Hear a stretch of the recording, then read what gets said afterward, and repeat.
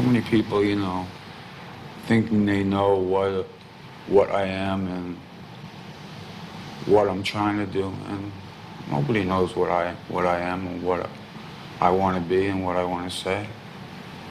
Nobody really listens. That makes you want to just leave.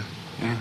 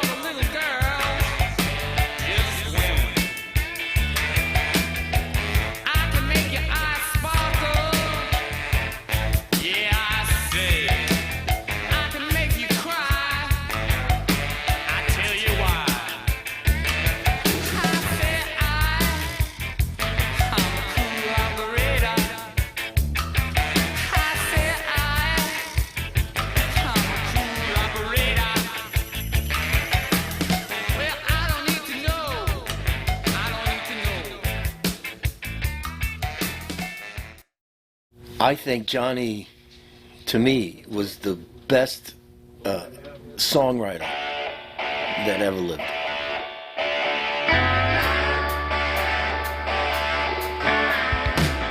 For me, Johnny was the essence of rock and roll. He was a great songwriter, guitar player, entertainer. Nobody else played like Johnny.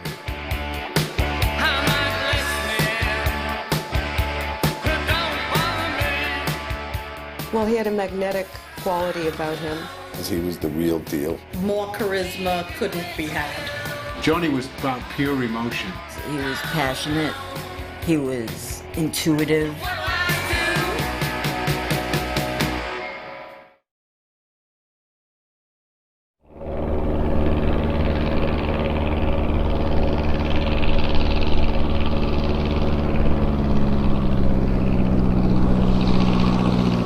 He was born in Queens, in New York's outer boroughs, on July 15th, 1952, to Emile and Josephine Genzale.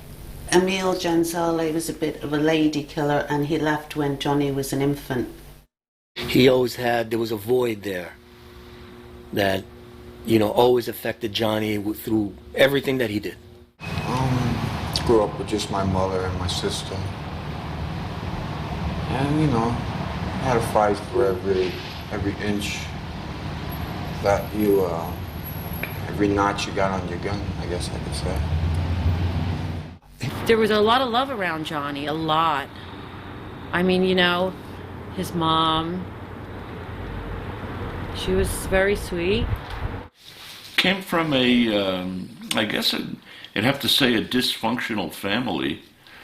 And his sister, Marianne, was a great control over him. So I'm standing in front of PS 148. I went to elementary school here in the 60s with Johnny Gonzalez. Baseball was his passion as a kid, and he thought he wanted to be a pro baseball player, and that was his thing. It's a hit for sure. From what Marianne told me, Johnny was like this champion kid of Little League. I was scouted for Los Angeles Dodgers when I was quite young. Then, of course, the Beatles came along and changed my life and changed Johnny's life.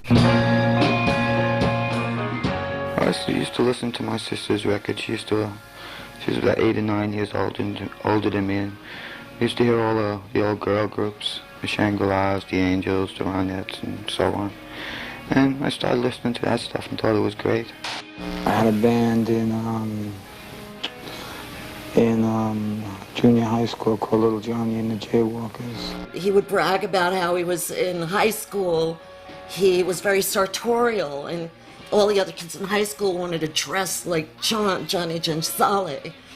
My cousin-in-law used to date Johnny in '68. She said it was a great time. You know, they were in 11th grade, and they had a great time, just like every other teenager. He did have one band at the time called The Rain, that their hit song then was The Green Spectacles. Which promptly disappeared, which Johnny actually never really brought up in his lifetime. The Fillmore East was really where all the music was happening, and after we met Johnny and his other friends from Queens, me, Janice, Johnny, we had 4th row center seats for the Fillmore East every single week. We would drive for 8 hours to go see the MC5 or to go see the Stooges, or, you know, we would go see bands, you know, every week. You know, that was Johnny's life. That's what he wanted. I stole everything from somebody, you know, everything comes from somebody. I mean, who'd you steal from, Johnny? Oh, everybody I've seen through my life, from the Stones to Howlin' Wolf to the Shangri-Las.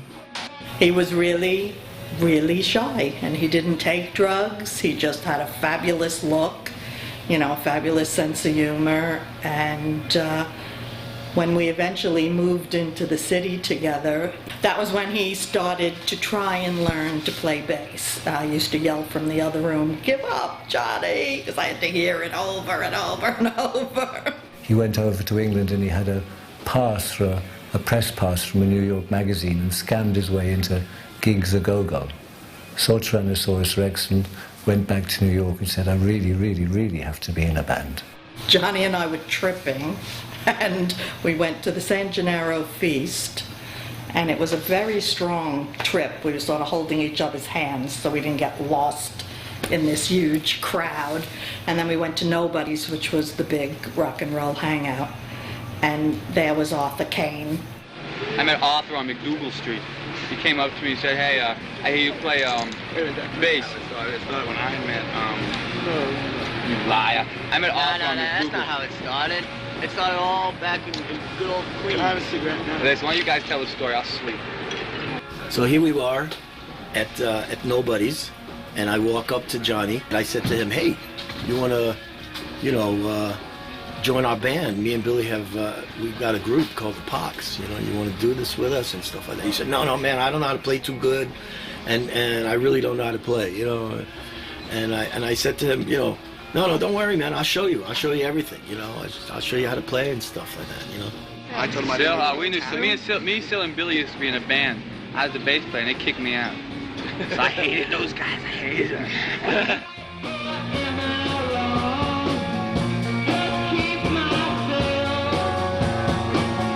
Arthur Kane, we met him also at Nobody's. And then he came there with this big, tall guy. Mostly we'd go over to Johnny's apartment, wherever he was living at the time, and he'd show us the songs that he'd come up with on acoustic guitars. Billy and Arthur met this other Colombian guy. His name was Rodrigo Solomon. He said, "Man, you guys need a lead singer. And there's a guy in my building that, man, he plays a harmonica, he's got long blonde hair, and he's a really cool guy, man, And that's David Johansen. They do their first gig at the close of Christmas 1971 after David Johansen joins the band. I would fly to England. I went there for the summer to come back to New York, and now they're all playing together with David, and they're calling themselves the Dolls. Not the New York Dolls, but the Dolls. He had just got back from England, and when he found out that Johnny and Billy had a band together, well, naturally he wanted in. Rick Rivers got too lazy, so we got him still. And you have basically the New York Dolls. Me and Billy introduced him to marijuana one day, you know, here, man, come on, you want to smoke a joint? He's like, well, okay, you know, smokes a joint. The next day, he's got a whole pound of pot. You know, he was in excess of everything. So that's the whole deal with Johnny. Somewhere in there in the early 70s, I was working as a record clerk at Village Oldies on Bleecker Street, and I saw a sign on the wall, and it said the New York Dolls at the Mercer Street Art Center. I love local bands, and though it's hard to believe, at that time there was no local band scene. Yeah, the Mercer Art Center was really like a happening place, especially when they were playing, you know, and they had people from, you know, all walks of life.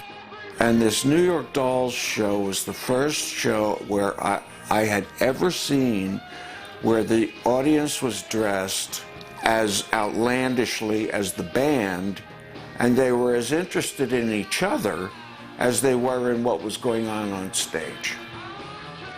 It was like a comic book come to life, you know what I mean? And you couldn't really contrive a better band than that, you know? You know, Johnny was kind of a caricature of Keith Richards in a way, an extension of Keith, who he really looked up to. And David was a caricature of Mick Jagger.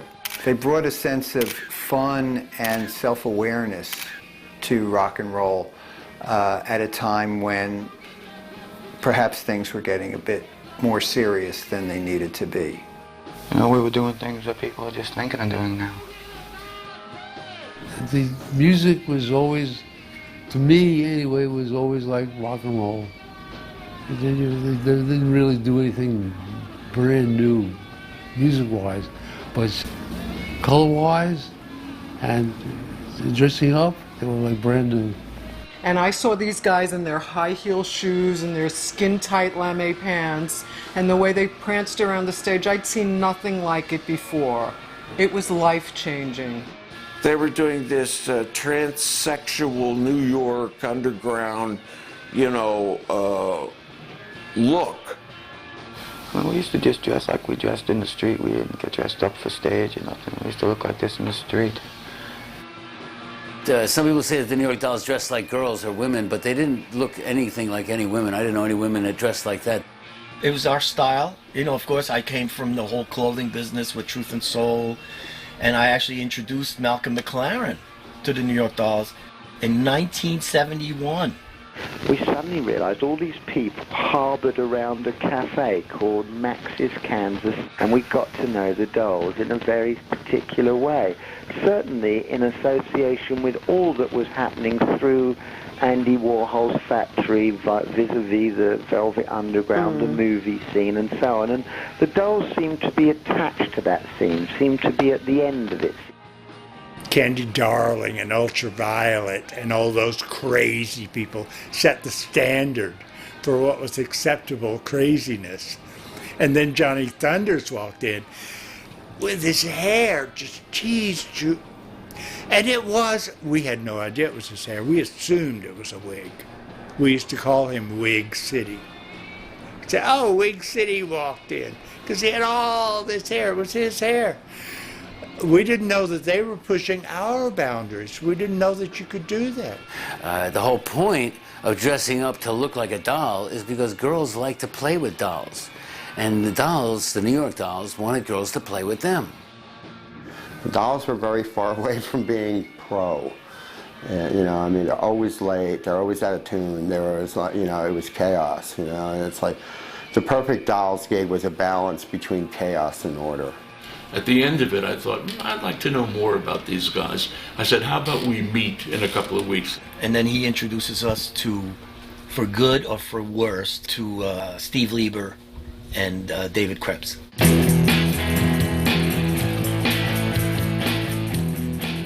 I said, let's set up a residency at the Mercer Art Center, and every Tuesday they'll appear there.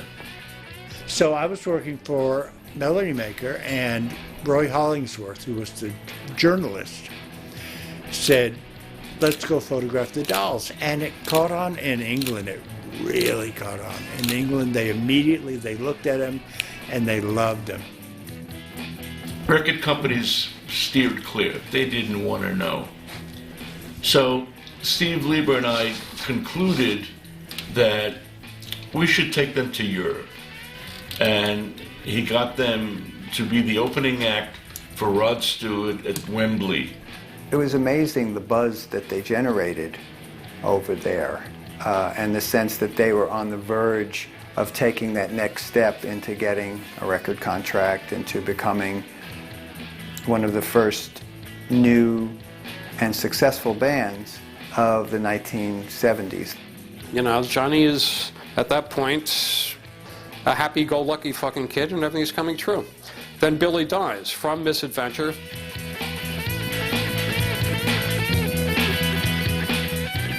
Billy had gone out alone that night. He'd met a girl, she'd asked him to go to a party. So he goes to the party. I don't know if it's a mixture of downers and alcohol. He seems to have passed out. And they put him in a bathtub and tried to pour hot coffee down his throat, and he choked on his own regurgitation and died.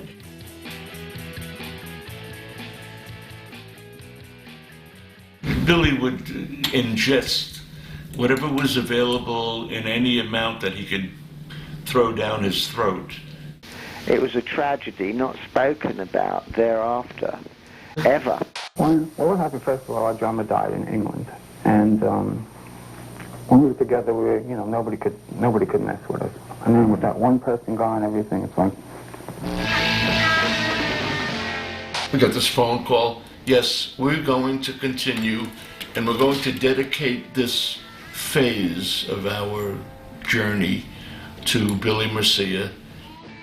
We had this open jam session to find a new drummer. We tried like 10, 20 people, I don't know how many, about that. When Billy Murcia died, that seemed like the end. And then redemption came in the form of Jerry Nolan, one of the best rock and roll drummers that rock and roll has ever been graced with. Fantastic. And he and Jerry Nolan and Johnny Thunders became kind of soulmates. Yeah, everybody knew each other, kind of, you know? I mean, individually, before we met each other, we all sort of had the same ideas in mind, you know? The Dolls were a dangerous signing because they were kind of hard to control. You didn't really know what was happening, whether it was going to be a great show or a scattered show. And just as characters, I think they got out of the comfort zone of a lot of record labels. Steve Lieber comes up with this. He thought it was a great idea to have a showcase, to showcase the New York Dolls in that big theater. The only people that don't show up is Mercury Records and Paul Nelson, who was the A&R man. And he said to Mercury, you know, you gotta sign these guys because they're gonna get signed. So we had a contract at that point. It was a decent contract and the guarantee of 2 albums. Then I started looking around for a producer. We wind up with Todd Rundgren, who gave us a great record. I think it could have been even better. I agree with Jerry Nolan and with Johnny in a way that the drums really they don't sound good. End of story. I think in retrospect, the New York Dolls' first album captures them about as well as you could capture them. The Dolls became like a sensation.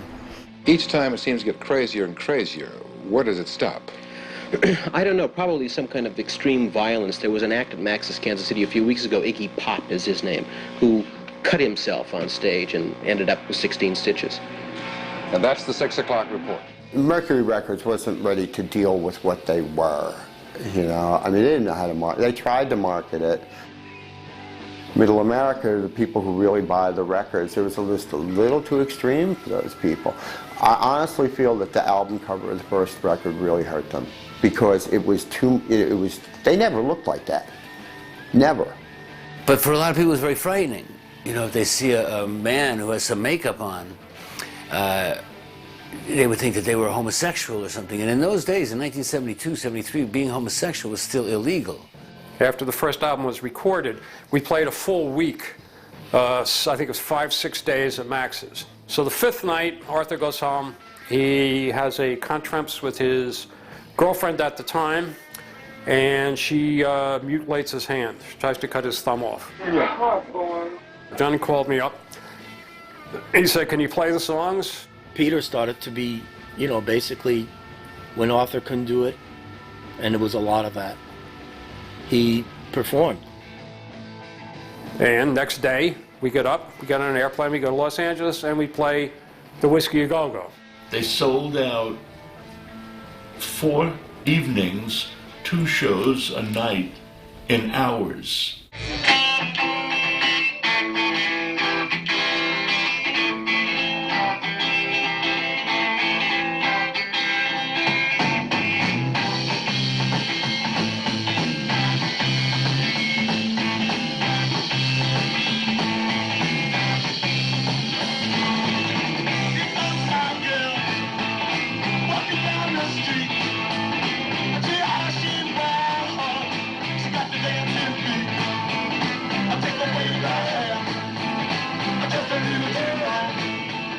And I remember Sable just went right up to Johnny, and it was almost like love at first sight. They really clicked. And the next couple of days, they became inseparable. They were like always holding each other, touching each other together. Sable's sister, Coral Shield, she was going out with Iggy. I was told, I think by Sylvain, by several sources, that Iggy introduces Johnny to heroin.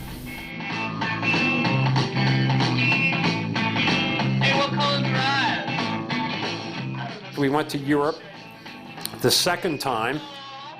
You know, first of all, we played Bebas in London, and we had what an incredible show that was. I never realized you could be so good at being bad. And that made me follow them almost like a fan. I thought at the time that they weren't good musicians, but now I see old videos, I think they were great musicians. I think in particular, Johnny was a great guitar player. He had a couple of standardized licks, and then Chuck Berry style, Keith Richards style, you know, rhythm and leads. By the early 70s, when John starts playing those single pickup Les Paul Juniors with that P90 pickup, you could pick them up for $90 in junk shops. I mean, they were an unfashionable instrument, and they have a really distinctive sound. For me, that's one of the best rock and roll guitars that you can get because it's so simple. It's one pickup, tone and volume, wraparound bridge, really easy to restring and tune up.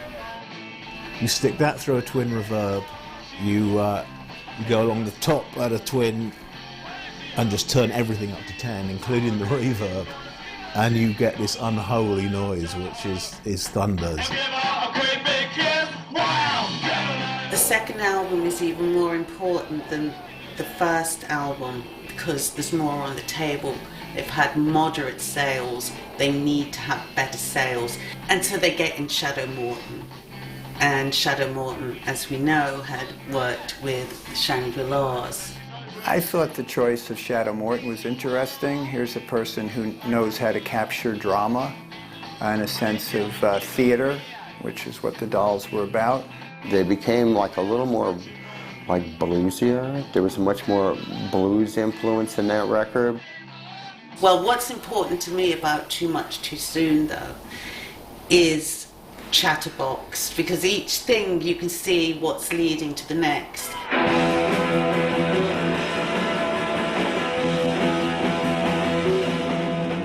The second album comes out, it's mixed, more confusion. You know, you're either going up or you're going down, you know, and the gigs got worse and worse. I mean, we played, you know, a bunch of gigs in Detroit in a shopping mall. So they weren't really making much money. They weren't selling a lot of records. There was a lot of drinking going on. Arthur drank more than anybody I've ever seen in my life.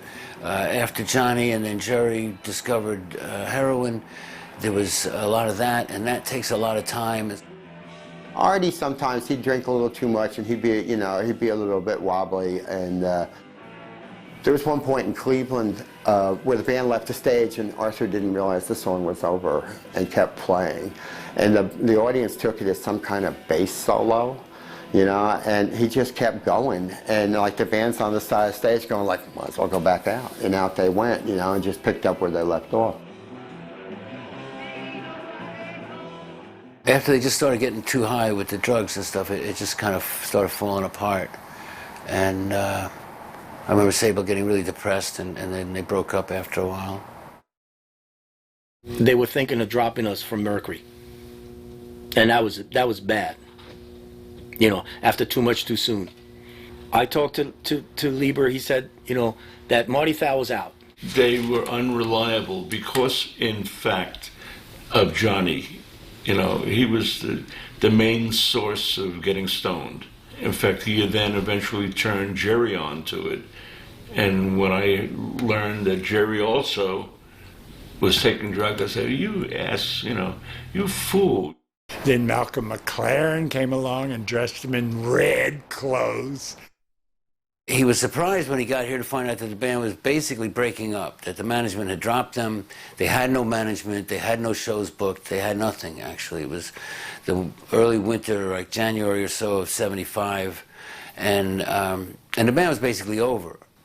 And so I sat there and I thought, I'm just going to turn them into Chinese Red Guards. I just think this is all this trash glam and old Dolls Hospital. It's over. You can't do that anymore. It's an old image. It's gone. It didn't happen first time. Forget it. It was David who said, well, why don't we put up the red flag? And Malcolm said, oh my God, because Malcolm is a little bit of a commie bastard. So we did this whole build-up to this red patent leather thing, which was meant to be a goof. And Arthur was supposed to play. He had the costume, he had everything. The day before he was supposed to play, he went in rehab again. We had a conversation with David at the Loft, and it was basically like David, can you cool down your ego? Because his ego was just like overboard. It was just as bad as being on heroin, if you can. And he was drinking way, way too much. And since '73, every day, you know, like wake up in the morning and bam. And then a week later, Jerry had to go into fucking rehab, and we used this black drummer, this guy from this Spider from a band called Pure Hell.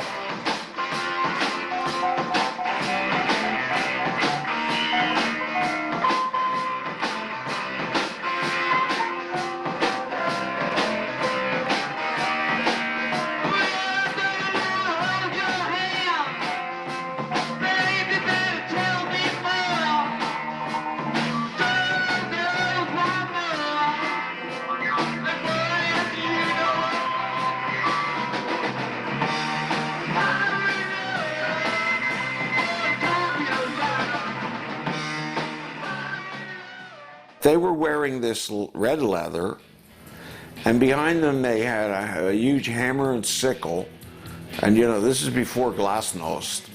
So it was very, very, very strange. It was all fabulous, and they really looked new. They looked like, oh, this is new, this is fresh. This is a new New York Dolls. Nobody really got it, and they just saw it like, and yes, it was the end of the war, and it was a bad moment, and we were fucking schmucks. And, you know, things are getting kind of bad, so everything went down the tubes. Then they fire me. And they're going to go take Arthur out of rehab and go down to Florida and start a tour with no roadie and Malcolm driving him. They get there 24 hours, and Johnny calls me again. He said, come down, Arthur can't play. We're down there for 2 weeks. We play this fucking club, and we're doing pretty well. But it all worked until we all break up, of course, in Florida, staying at Jerry Nolan's mother's house. The Hurricane connection that Johnny and Jerry developed got busted. So they're dying to go home. Arguments ideologically spewed forth, particularly from David Johansen, who says, I've had enough of this. As we were sitting down and eating one night, and yeah, Jerry Nolan and Johnny Thunders, they got monkeys on their back, just like Malcolm McLaren used to describe it, and they're itching. But they're trying to make it work. They're there to make it work. he got really, really nasty with us, you know, and this was not the first time, but this was like the last time. He just basically said at the end of the whole conversation that we were all replaceable. I think Johnny, who was persuaded by Jerry, we don't want to be with, we want to be with the Dolls like the old Dolls. This is too fucking crazy. McLaren's completely mad and blah, blah, blah. And of course all they wanted to do was get back to New York and score. When I was driving him to the airport with Johnny, with Malcolm McLaren, and we had the Fury 3, and they're getting out, and they're walking towards, you know, the entrance of the airport, it really, like, you know, I don't know why, but it hit me to yell out loud, "Hey, you guys, like, what about the New York Dolls?" And the only guy, Johnny kept on walking, but Jerry turned around like this. He said, "Fuck the New York Dolls."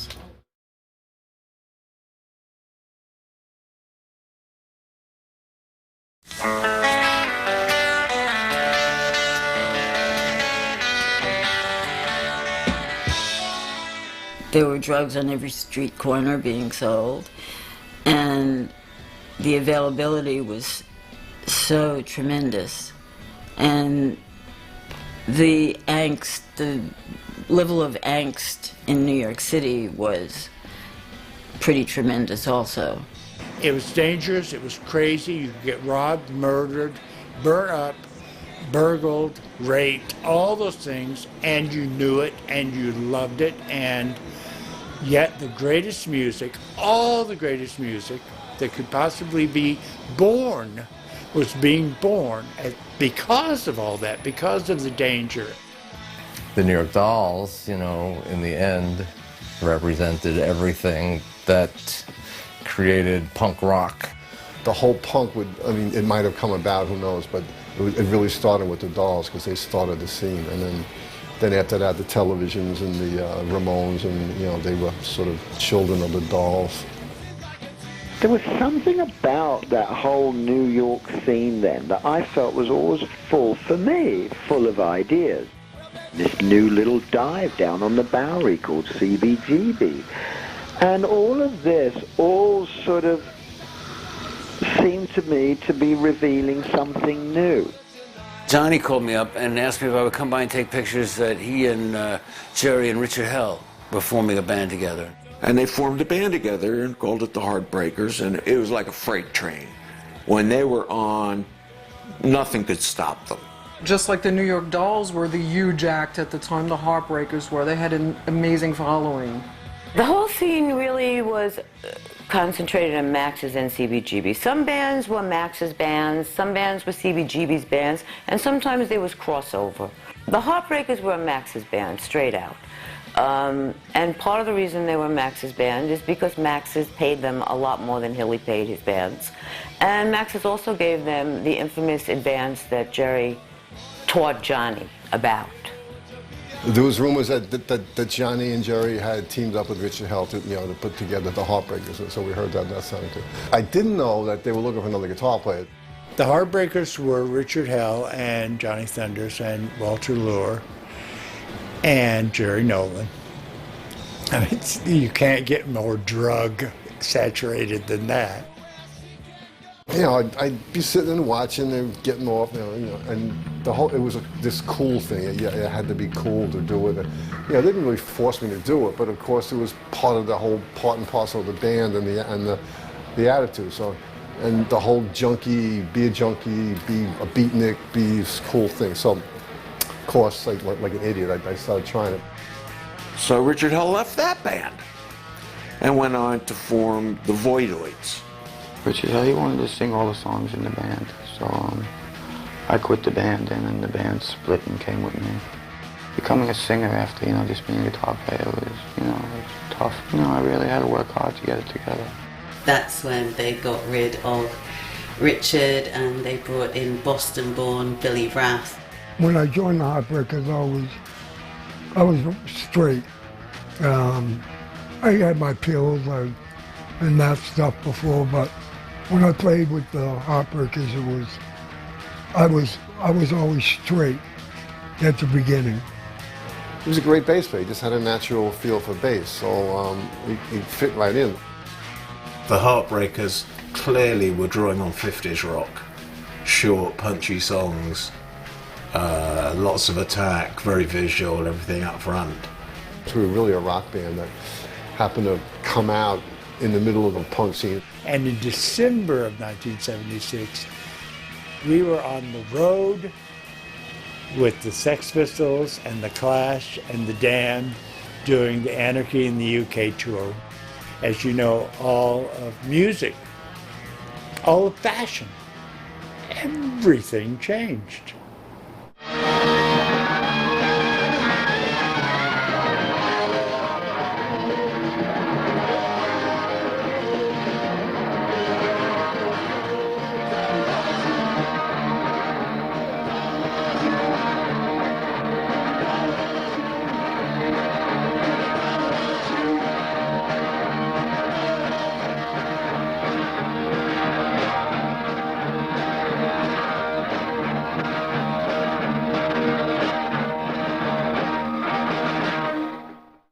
Heartbreakers touched down on December 1st, 1976, the same day that the Sex Pistols are on the Today Show, and there's a bit of a national scandal brewing because they swear on the Bill Grundy show.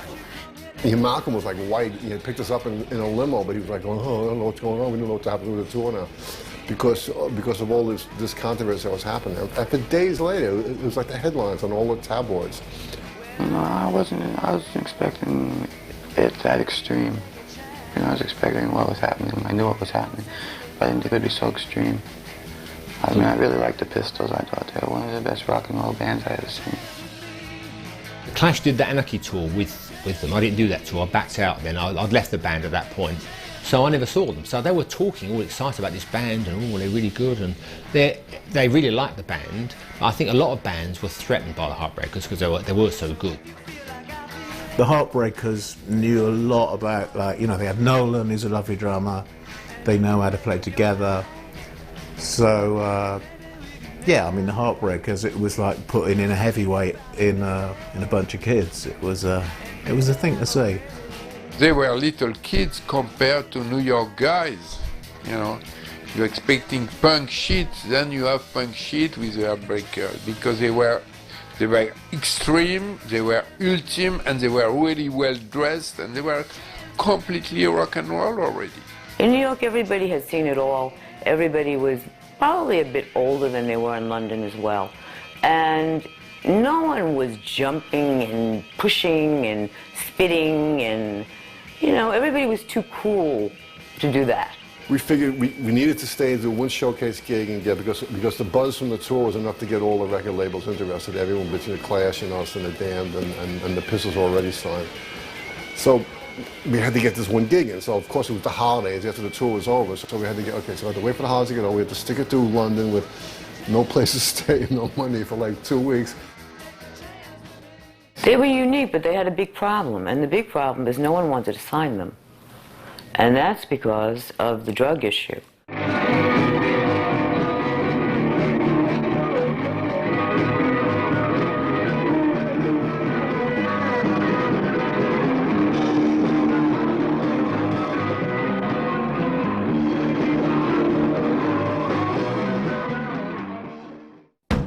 They signed to Track Records. The first single is Chinese Rocks, which is pretty much, I mean, it's a very blatant declaration of junkie life.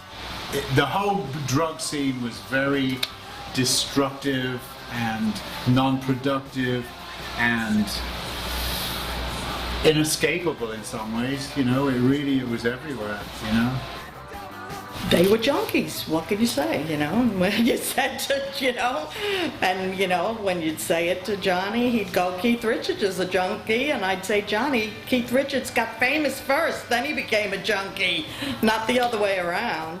I thought that Johnny really had pulled off one of the best, what I call reverse Keith Richards, that I'd ever witnessed. They were the best band. Johnny Thunders and the Heartbreakers were fantastic.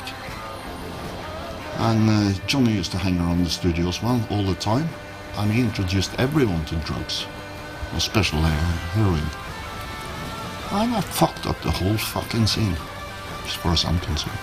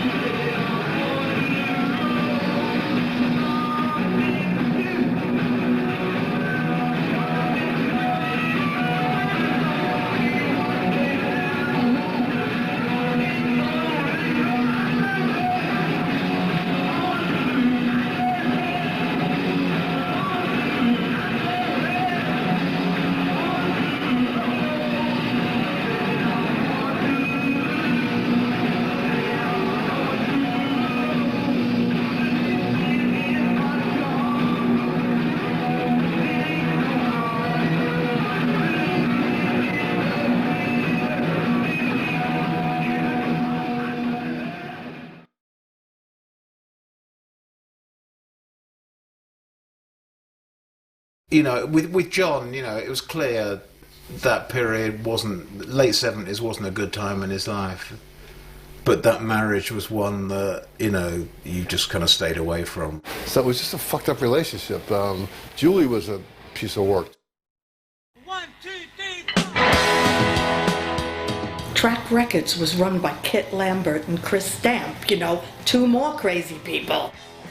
It was pretty nuts up at that office, yeah. You could tell it was like the inmates were running the asylum.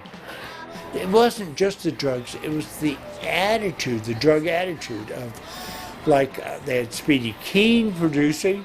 Well, Charlie, let's just put all this cocaine on the bill. And it was my job by this time, all of a sudden, which I didn't want, was to look at the bills. And I was saying, wait a minute, can't be 1,000 pounds of cocaine charged to the band on the recording bills. Like almost a year or 6 months to record that album, and we knew the songs like the back of our head, so we kept on recording them over and over again in different studios, you know, back, and then there was the drug problem, so that people would, they'd have a session set up at 6 o'clock, and we'd show at midnight or something like that, or... We were in the studio, at least I was with them maybe 3 or 4 times in the studio, and everything sounded really great. They were just knocking it out like a great live show. The levels, to me, were right. It was only like when it got transplanted onto vinyl, you had this muffled sound, like the whole thing was like compressed or muffled. And to me, that's not the mix, that's something else. It's either the pressing process or whatnot. And we went to like Abbey Road to repress it there with the experts and like that. We just didn't know what the fuck it was. It was just like something, you know, like a curse or what like that. Notionally, they've signed to Track Records, but in fact what they've signed to is Chris Stamp Enterprises, which is just a device that Lambert and Stamp had going to still get their bit of money from Tommy.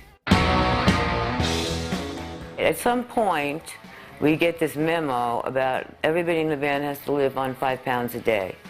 And nobody had any money then, but even then I knew 5 pounds. I said, 5 pounds?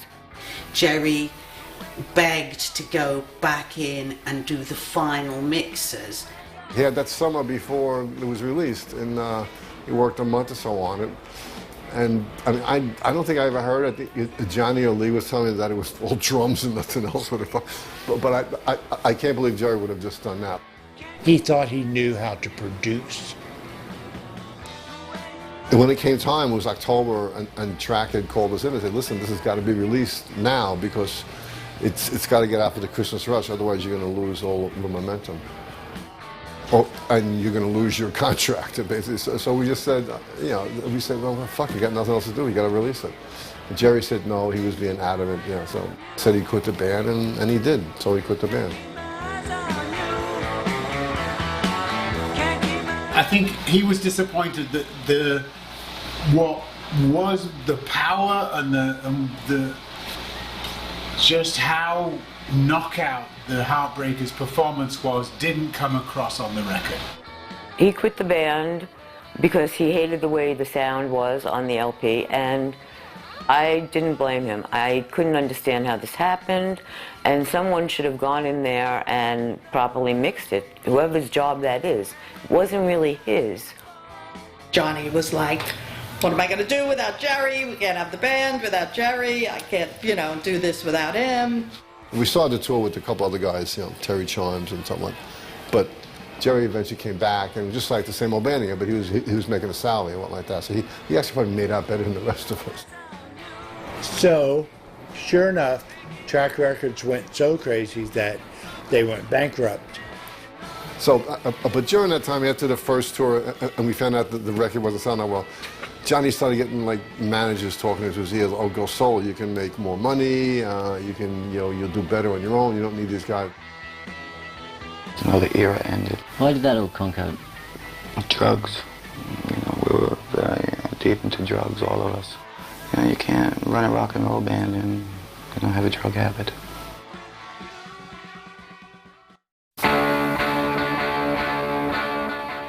Johnny mentioned that he was the Heartbreakers were splitting up, and could I help him get a new band together? The only ones that had a residency down at the Speakeasy, and that was one of John's hangouts.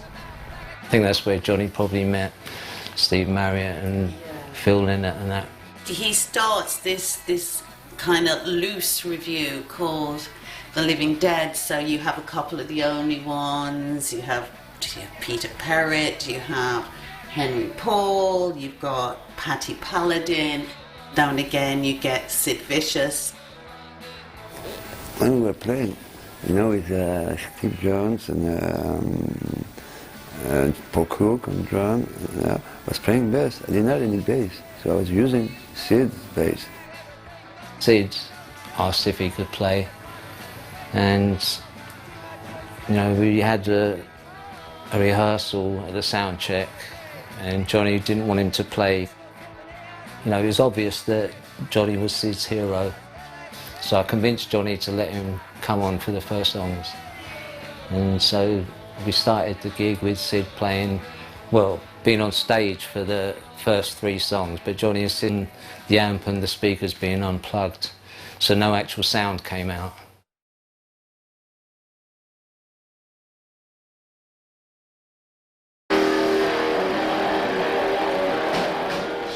I made a solo album with a guy helped me called BP Fallon, you know. He helped me get this record together. That's the best record I think I've ever done. Introducing me to different guys, you know, to have them play on my records, such as Phil Lynott, Steve Marriott. When it came to the sessions, I think there was 2 weeks booked, but we could only do the first week because we had a tour booked. So we made sure that we got all the original songs done in the first week of recordings. Kind of is the end of that period in England for Johnny, so he has to go back to the States. I think he has visa problems. Now, although the Heartbreakers had, by all intents, officially split up, their regrouping. You have the great Max's Kansas City album. The Heartbreakers were on and off for years, you know. I mean, they played their last ever gig, and then they would play a reunion tour, and then they would play a farewell tour, and then they would get back together again. Johnny would get back together with us because in New York, at least the Max's gig and what like that, and all the other gigs we used to do, it was strictly for cash because you know, we'd do the shows and we would make more money. We draw more people and make more money together. He does some shows with the Heartbreakers, and he ends up in Detroit, where he runs into one of the heroes of his youth. He's going to form a band with Wayne Kramer, and they're going to be Gang War. Well, there's a little bit of I think he moves his wife and his kids out to Michigan, and Gang War start rehearsing. Gang War was a stepping stone for both of them. It kept Johnny making music. Otherwise he wouldn't have, probably, at that time. But I don't think Johnny was in particularly good state, and his wife and kids leave him. So he's kind of marooned in Detroit doing Gang War. It didn't really work out. I mean, somehow the gang war thing was... When I think about Johnny, I don't really think about gang war as his signature type of music. It wasn't his sound, and I think he was quite alienated living in Detroit. After gang war, he's even deeper in the wilderness. He goes to New York. I don't think these are good times for Johnny. I didn't enjoy myself for a long time, and therefore I took it out on the audience. But then he meets a guy called Christopher Gerke through Marcia Resnick. Christopher Gerke, who is a German director and drug dealer, was a good friend of mine. He had a loft near mine, and he had a big, long table, and would invite many people over and have these gargantuan feasts. And I brought Johnny to one of them. And around the table, a mirror with white powder on was being passed around. And Johnny, scooped his spoon out of his pocket and brushed the powder into his spoon. And Christopher had never seen anything like that before and wanted to resurrect his career, help him resurrect his career. And got him an apartment and gave him a salary. He did definitely get him together and got him back on his feet, back on the road, and got him to clean up. Christopher knew that Johnny was not going to go anywhere unless he had stopped using drugs, particularly stopped heroin. Well, so what do you kids do for entertainment anyway? What the fuck's the matter with you kids?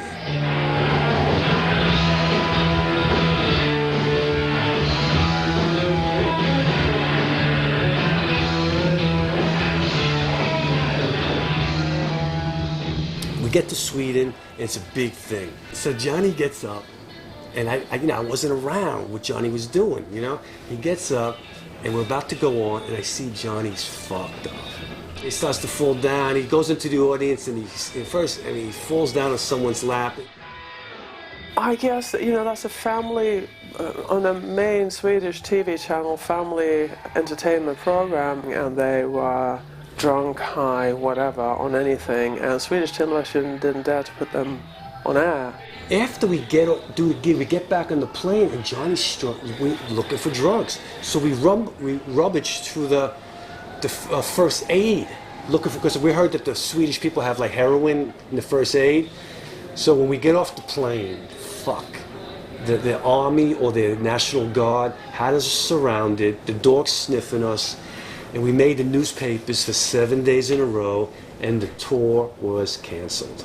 There were some problems because of tours I've done, It attracted a lot of press and a lot of bad press, or good press. I mean, all press is good. It's bad when they stop writing about you.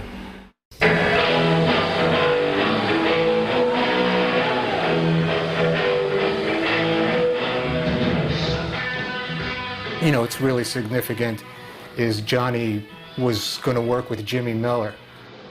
Two lost legends meeting, really. You have Jimmy Miller, who obviously worked with the Stones in their greatest moment. One thing that was interesting was watching him do the basic tracks, and the basic tracks for a lot of those songs are just Billy Rogers on drums and him on bass guitar before he overdubbed electric guitar vocals.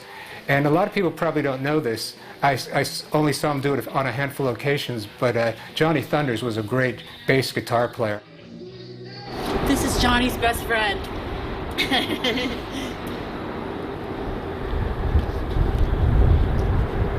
He loved that car. It was always his music on, by the way, yeah. For surely, a lot of times he would play it, just listen to this, I want you to hear this. He left a tape in my car one day that was like Mickey and Sylvia, love is strange.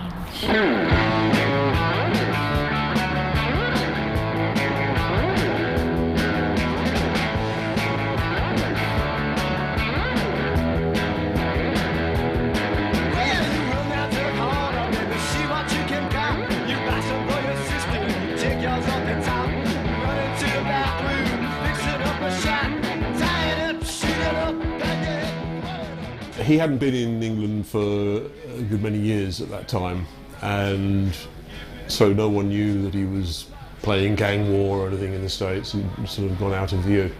And we'd done the deal with Lee Childers to release some of the LAMF tapes. And where do you live these days? I live in Paris. Why there? Why not home? Why not where? Why not New York? Well, it wasn't advantageous to my health to stay in New York, so I moved to Paris. What do you mean by that? I mean, it just wasn't good for my health. Happy ole? Comment? Happy ole? He came back to France and he called me and said, fuck, he was all alone. And that's why it was much before they were on a journey, another journey. Journey with a Heartbreaker, with his wife, with his kids. He was fucking in good shape. Wow, yeah, man. And one after he came back, she left. He couldn't see his kid anymore. So he got really broke up. Fucked up. Now he's hard. I love this kid. So when I was saying we need some rock and roll, but many more drugs and drugs and drugs. Drugs? I could take them or leave them. How often do you take them? I tell you how often I leave them, every day. Of course, everything that Johnny did was very much associated with drugs, or that he was surrounded by drugs. And I guess like a lot of the things that happened around the drug scene kind of thing, you know.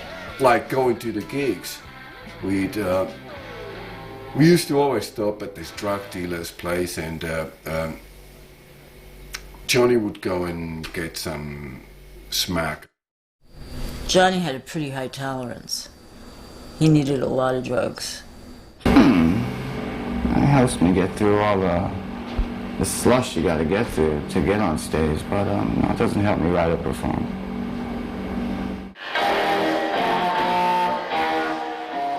Johnny was always at war with himself emotionally, and that before he could have sorted out, before he could have come off any drugs, was what he needed to come to terms with.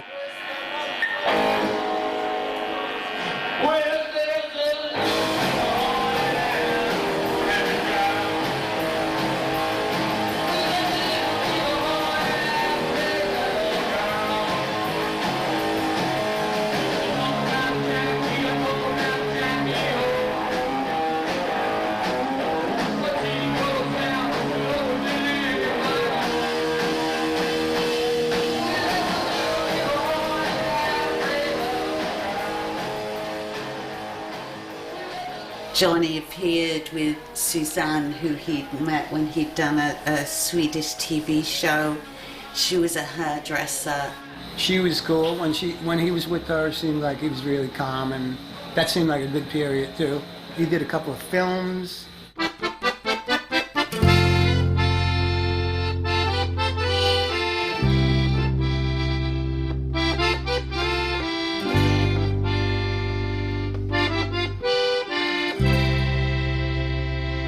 Christopher had put the groundwork in on that, and that was with a French director called Patrick Grandpere, a very nice man, and that won some sort of French prize and was premiered and everything. And Johnny enjoyed sort of acting, as it were, although he was very much playing himself. Then he did deals with us for LAMF. Little did I know he was at the same time doing a deal with New Rose to do the Hurt Me acoustic album. He had many songs, so he wanted to put them on the acoustic.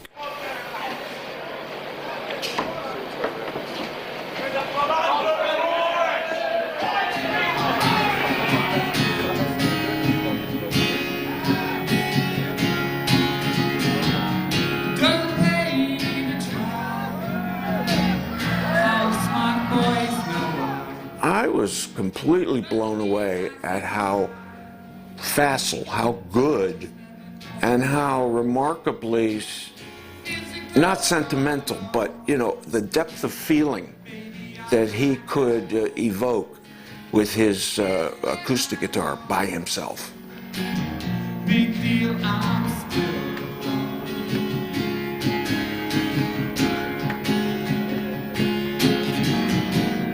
feels so restless I am. Beat my head against the pole. Try to knock some sense down in my bones. And even that they don't show. The scars are so old. And when they go, they let you know. You can't put your arm around a memory. You can't put your Johnny seemed to be really trying to get it together at that period when Christopher was around, you know? You know, he was very enterprising. He did all these deals, and therefore Johnny and Suzanne and Christopher could live in a nice flat in Maida Vale or wherever they were staying. And yeah, it was an organised and well-run time at the time. And I think in 1984, Johnny was on tour. He played, I don't know, what, you know, maybe 100 gigs in that year. He was very active. we're one and the same. And even that they don't show. I get a call from his manager, Christopher, or what like that, or whomever, and they were doing this tour over in Europe, and they're going to film it at the Lyceum. So I said, yeah, put me on. So it was like a week or so. I got a week off from work and whatnot to go over there. Started in Paris, a show in Paris, and then a few shows outside of London, and then the Lyceum gig, and I was back. But you know, the manager was doling out drugs to everybody in the morning and stuff like that. He'd give you your dose for the day and another dose at night. It was sort of like, you know, ordered chaos or what like that.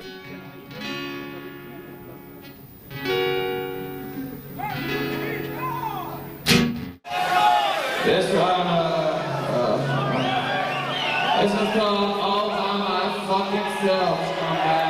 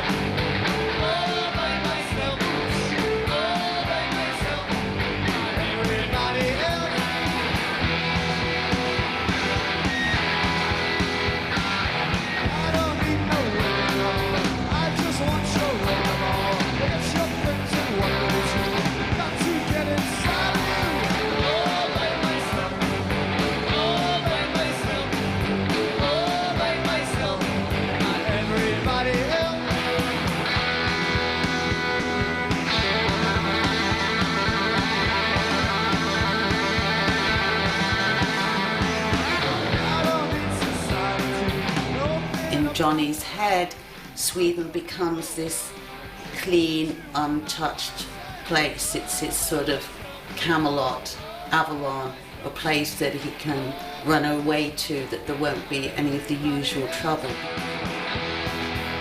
Yeah, I guess that's when Christopher sort of leaves a picture.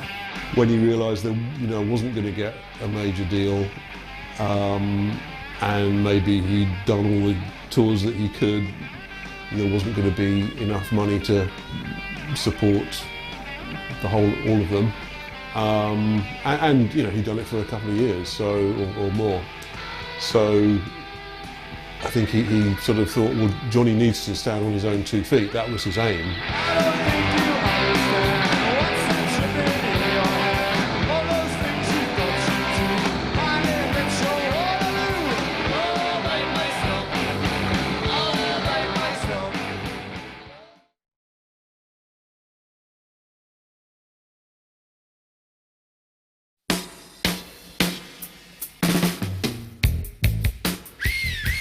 Even they were great. They smoked spliffs, you know. Yeah, he met them at a rehearsal studio he was in, and he just thought that was a great idea, that would be something different. Told me, I got 2 guys. And I saw them, I said, fuck, I got 2 wrestlers, man. What are we gonna do? We're gonna do some reggae? Fuck.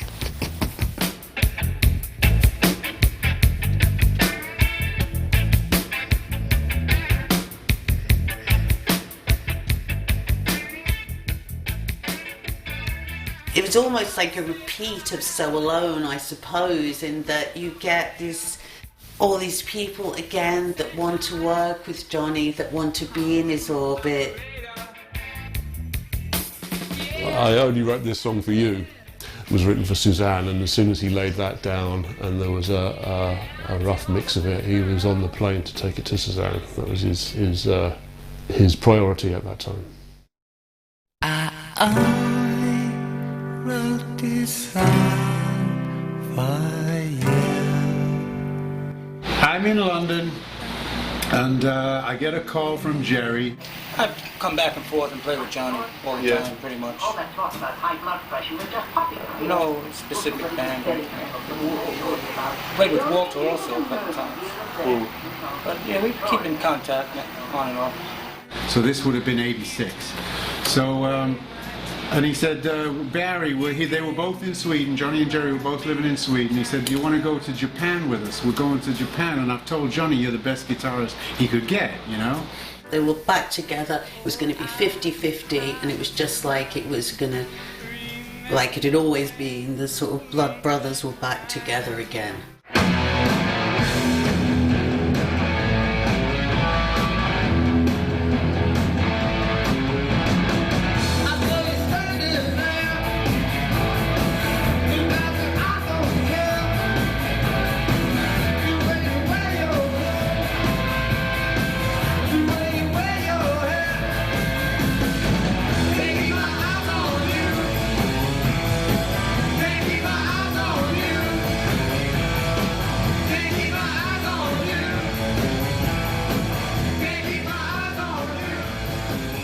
The first gig for any of us in New York for a few years was this Ritz gig, and it was going to be big. It was Johnny, Jerry and Arthur back together, and I was on guitar.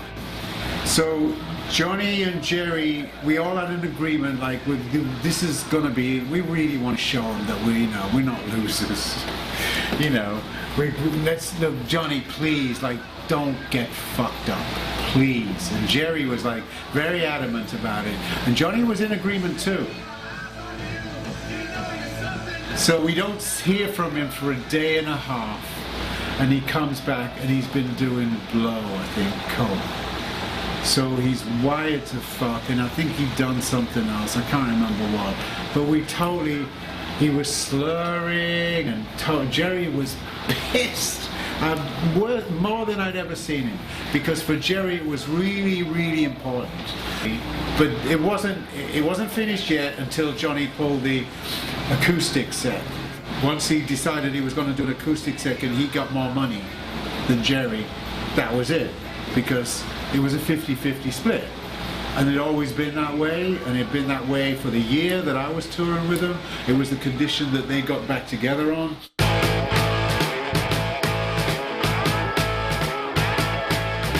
Musically, they were, there was something that happened between the two of them that was like, they both expressed that we're never as good without the other one.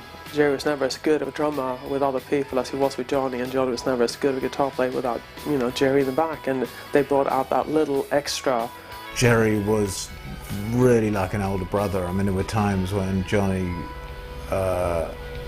really looked up to Jerry. There were other times when he fucked him over, on those kind of financial arrangements.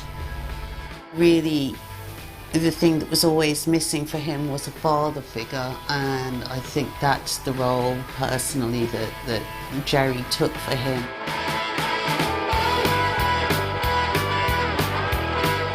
Johnny had a lot of respect for Jerry, because Jerry took no crap. And he'd be the first one to knock him on the side of his head and say, straighten up and get it together, I'm not going out there. And that's how it was with Johnny. If you took crap from him, he had no respect for you. Sometimes it was a pain in the ass, the guy, Johnny. And Jerry could have solved that. Jerry punched him too much. I've seen, that on backstage, Yeah, go on stage. Even me, I kicked him to on stage. Fuck. Say, many people, there is 1,000 people who's going to break everything if we don't go on stage and play. Johnny was extremely hard to road manage. He never came on time. He always wanted more money.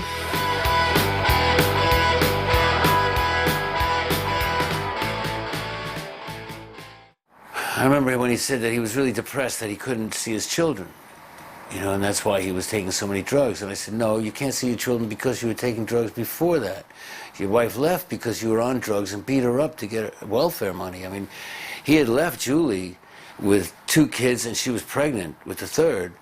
And he came, and she was on welfare because he wasn't giving her any money, and he came to get her welfare money and beat her up, and she called the police to save herself. And while the police were arresting him, she left town. And that's when he never saw his kids again after that. Not because she took the kids away, but because he drove them away. But I don't think he really understood that. To see his kids, and he felt he loved his kids, and he felt that he was so depressed not seeing them that that's why he was taking drugs. But the reason he wasn't seeing them was because he was taking drugs in the first place. Well, you know, he really wanted to have children because that's, again, one of those, those are people that will unconditionally love me. And, you know, that's all John ever wanted, was to be loved. And especially when, you know, he had his little girl. That was, I remember his words. This is a female who will never leave me.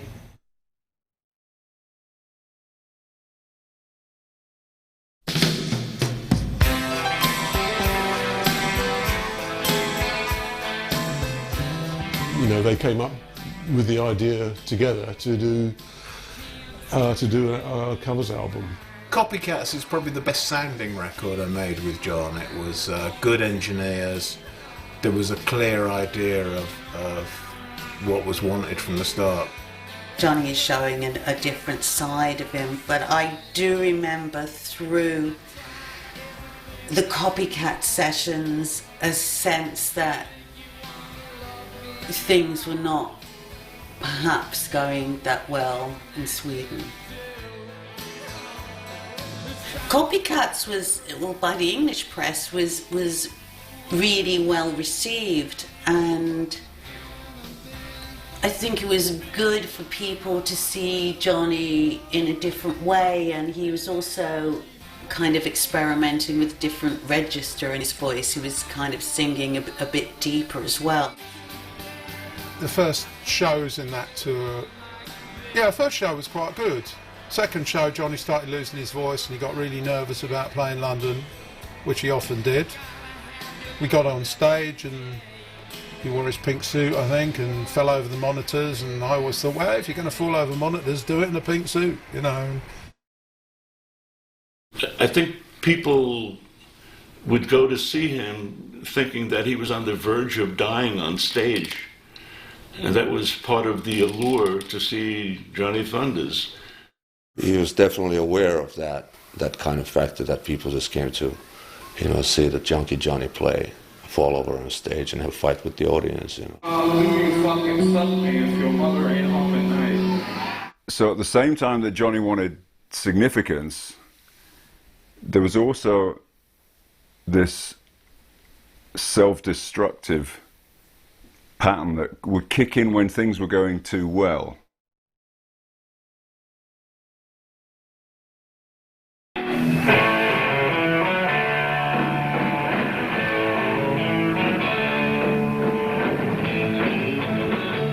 Johnny had always wanted a revue-style band. He'd been talking about that since 1978. Where I'm going is like, I mean, I've never changed my beliefs in what I wanted to do. If I can do a show for 2 hours and make the kids forget about their problems and enjoy themselves and dance, that's all that matters to me. I mean, it was brilliant, you know. It was something different from what Johnny used to play, you know. And on stage, it was like a different show, you know, a different journey, you know, and it was great. The other thing with his shows, they were like 2.5 hours long, but it was like a whole play. It started out big and loud and all this stuff, and then he would do acoustic. It was funny, he would do comedy, and sometimes most of the show was stand-up. A professional stand-up comedian. I mean, if you put together the chat he had with the audience and always say between the songs and all his gigs. I mean, you can have a whole record. I mean, professional stand-up comedian. He was that, really. You know, he could just perform, relax, add some space. He had other soloists with Stevie and Jamie.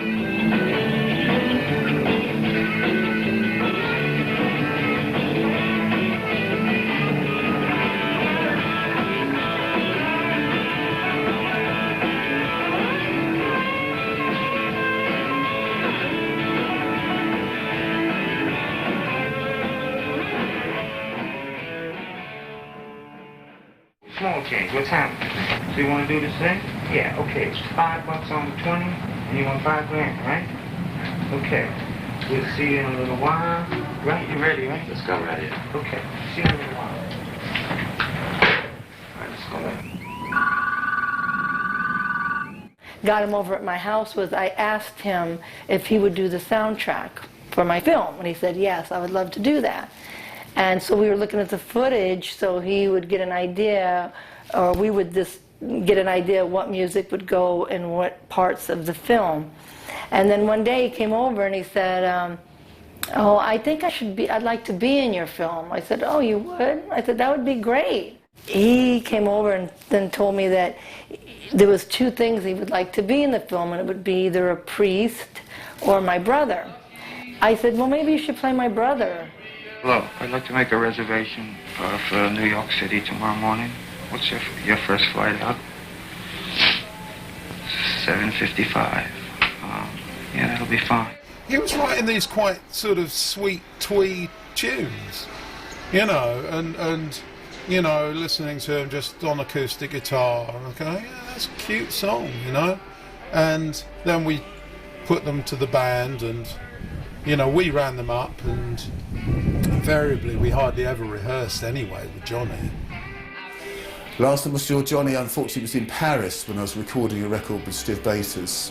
Johnny came down to record some tracks that I guess they were originally going to play with Dee Ramone, and they were going to work.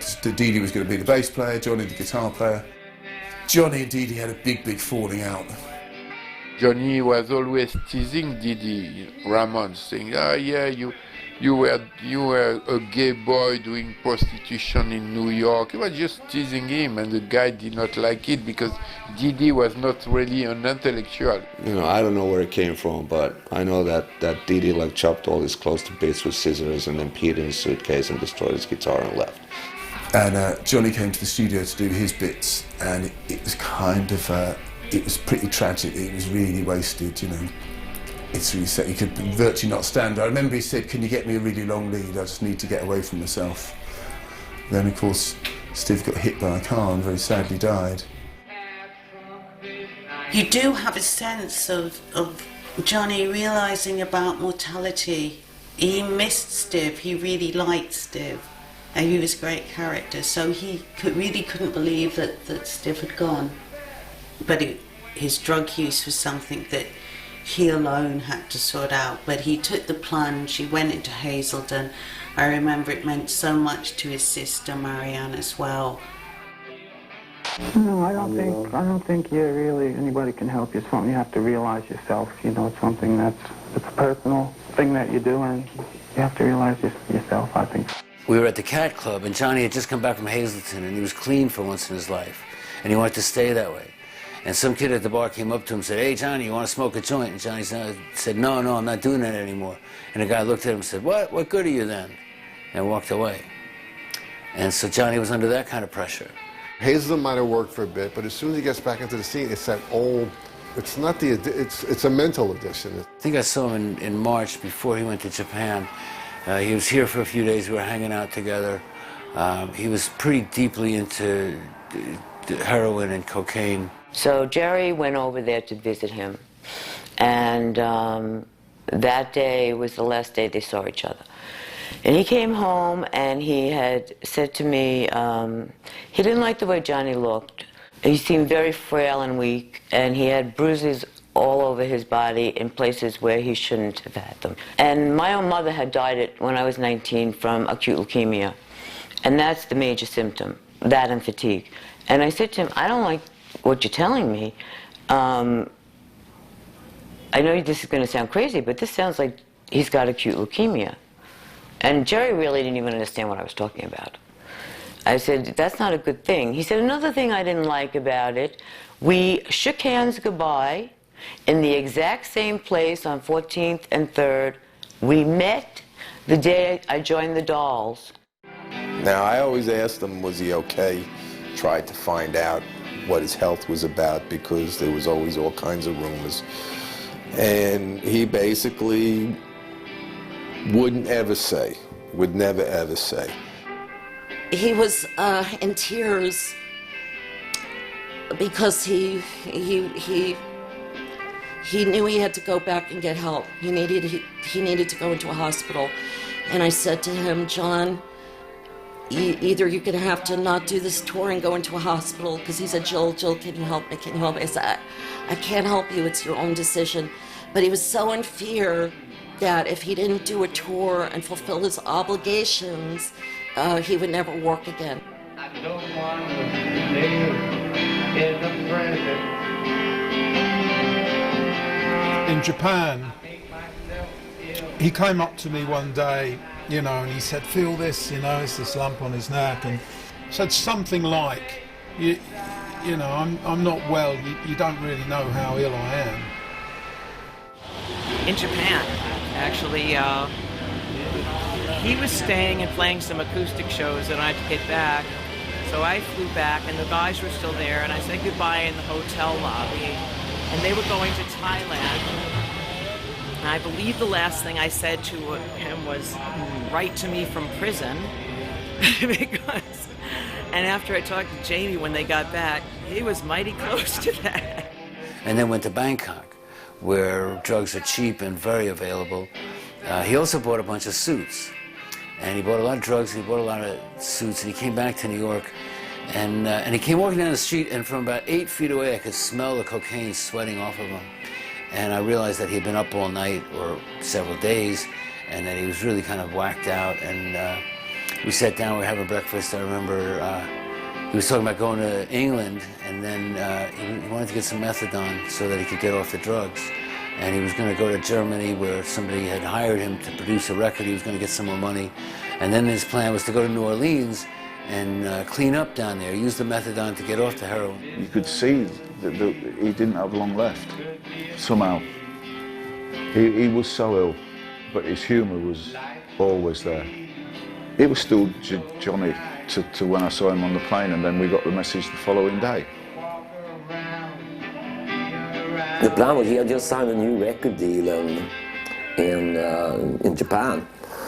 I can't remember what label, but the plan was to go to New Orleans, hire C. Saint Studios, which is a legendary old studio in New Orleans, get Jerry Nolan back on the drum seat, and you know, some of the old boys was going to be in on the proceedings, and then hire some musicians from New Orleans and make a new record. That's why we were, you know, moving our base to New Orleans. But you know, Johnny went down there and died.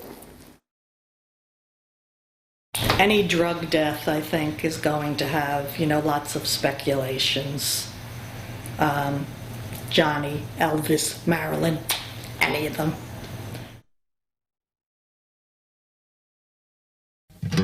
I'm sorry I didn't have more to say. My brother tells me Johnny has been killed in New Orleans, and the way my brother told me was that he was hanging out in this punk rock bar, which was Kagan's, and he met these kids who recognized him, and he invited them back to here to get high with him. And what my brother told me is that they hot-shotted him and took off with his shit. Marianne Bracken, his sister, brought up a good point, that the New Orleans police didn't bother to investigate this death, thinking, what the hell, he's a rock and roller, junkie, you know, who gives a shit, you know, he's dead, let it be. But meanwhile, his passport, his guitars, his clothes, and the $20,000 They're all gone, and yet there's no investigation. One of the things that having read the coroner's report and having researched as best as I can from talking to family members, etc., is that Johnny didn't die of an overdose, and you see it written down over and over again that wasn't enough drugs in his body to constitute an overdose. There was traces of cocaine and methadone, but not enough to kill you. He was ill. He had lymphatic leukemia, so all those terrible lumps and bumps that worried everybody that they saw him. He was a very ill man. I mean, I suspect that he may have been hanging out with lowlives and that his room was systematically ransacked while he was dying. What to me brings it home that he knew he was ill is down on his song that he wrote, Society Makes Me Sad, because that sounds to me like he knew he was very ill and that he knew he was dying. I disagree with, you know, the people in New Orleans that, or his sister, Johnny's sister, saying that all those guys killed Johnny and all that. I disagree with all that. He was going. He was going to go. But, you know, he'd say things like, and seriously mean it, that he didn't want to get old. It's like he couldn't see himself get old. You know, he'd rather live, you know, he wanted to die, you know, before he got old because he just couldn't sort of picture himself. He didn't want that. He'd think that'd be some sort of like almost humiliation. And that was, you know, that was the end of Johnny Thunders.